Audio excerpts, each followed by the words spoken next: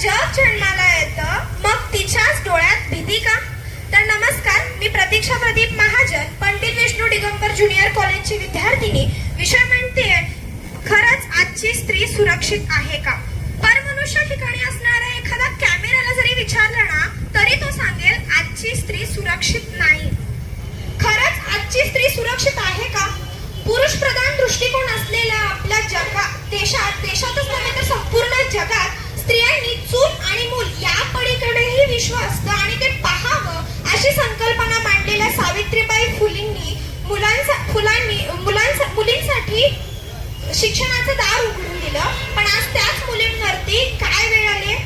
आजची मुलगी खरंच सुरक्षित आहे का?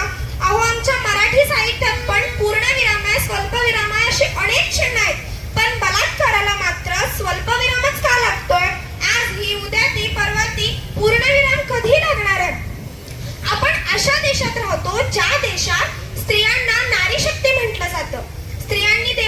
स्त्रियांनी पूजा केली की त्या ठिकाणी देवाचा वास असतो असं संबोधलं जातं. त्याच देशात दर 15 मिनिटाला एका जीवाची अब्रू लुटली जाते.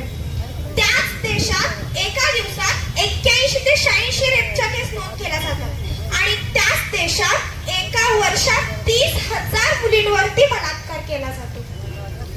जेव्हा एखाद्या मुलीवरती बलात्कार होतो ना तेव्हा फक्त तिच्या शरीरावरती जखमा होत नाहीत तर त्या देशाच्या संस्कृतीचा आणि कायद्याचा पूर्णपणे पराभव होतो. आपण चांदण्या रात्री चंद्रावर, मंगळावर जाण्याच्या गोष्टी करतो. आपण डिजिटल इंडियाच्या गाथा मारतो. पण जर आपल्या देशात एखादी माझी मुलगी, माझी बहीण, माझी आई जर रस्त्यावरती सुरक्षितपणे चालू शकत नाही तर काय उपयोग आहे त्या संस्कृतीचा? कसला विकास आणि कसली संस्कृती? गुन्हेगार जेव्हा गुन्हा करतो ना तेव्हा त्याला गुन्ह्याची भीती नसते, कारण त्याला माहिती असतं आज नाही उद्या न्याय भेटणारच नाही.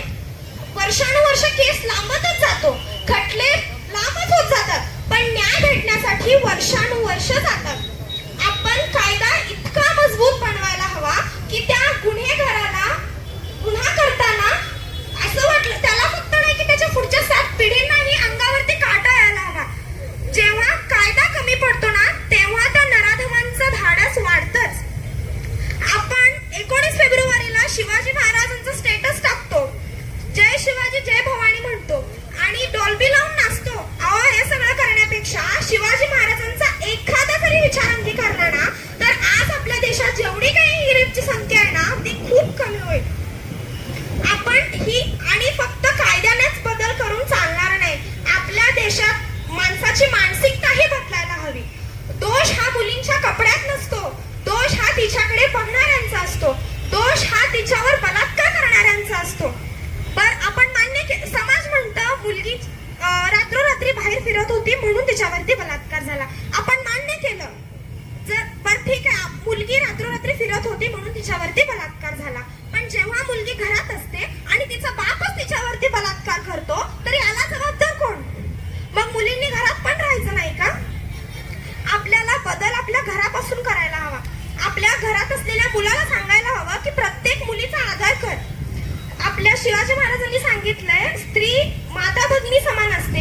हे विचार मुलांना आपण सांगायला हवं. आपण मुलांना शिकवायला हवं की प्रत्येक स्त्रीचा आदर करायला हवं. शेवटी हा लढा फक्त तिचा नाहीये, तिच्या कुटुंबाचा नाहीये, आपल्या सर्वांचा आहे आणि आपल्या सर्वांनी तिच्यासाठी लढायलाच हवं. त्या नराधमांना शिक्षा झालीच पाहिजे. धन्यवाद. जय हिंद, जय महाराष्ट्र. प्रभावी भाषण, जागरूक आणि निर्भीड भूमिका. अभिनंदन प्रतीक्षा.